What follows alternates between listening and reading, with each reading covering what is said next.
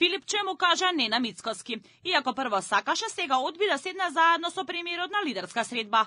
Техничката влада сега му е потребна. Мицкоски му реплицираше: ние имаме доволно гласови да ја укинеме, но сакавме за тоа да има консензус. Му порача на СРСМ да продолжи да се тоне во нивното политичко мучуриште. Филипче како причина што ја одбил средбата е затоа што не сакал со ова, како што ја нарече криминална власт, да разговара за клучни прашања. Вели дека би седнал на лидерска средба само ако на не се договарале предвремени парламентарни избори и учество на СРСМ во евентуално нова техничка влада. Средба со криминалци нема да има. Нема средба за техничката влада. Мицкоски е во тесно, му се брза и бара аливи за распишување на предвремени избори. Ова што се случува е сценарио кое што е смислено уште лани, кое јас и СДСМ го разоткривме и јавно го говориме повеќе од 2 месеци.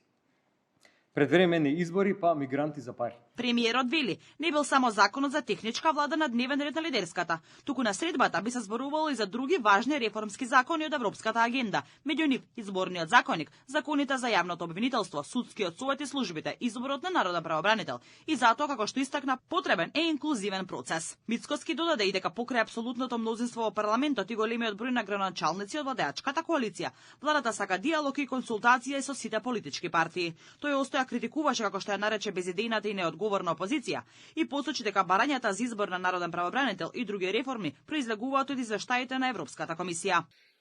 Тема на оваа лидерска средба не беше само законот за влада, бидејќи ако ние одлучиме така да се однесуваме незрело и неодговорно како што тој се однесува и генерално опозицијата, тогаш нас и не ни е потребна лидерска средба. Ние со 61 глас во парламентот можеме да го смениме на законот за влада и да избришеме техничката влада. Не ни е потребно мислењето на опозицијата, но ние сакаме да процесот биде инклузивен и покрај тоа што имаме огромно мнозинство. Лидерската средба било предвидено да се одржи на 14 јануари во клубот на пратеници. И покрај одбивањето на Филипче да седне на иста маса со премиерот, сепак Мицкоски истакна дека поканите и формално ќе бидат испратени до политичките партии.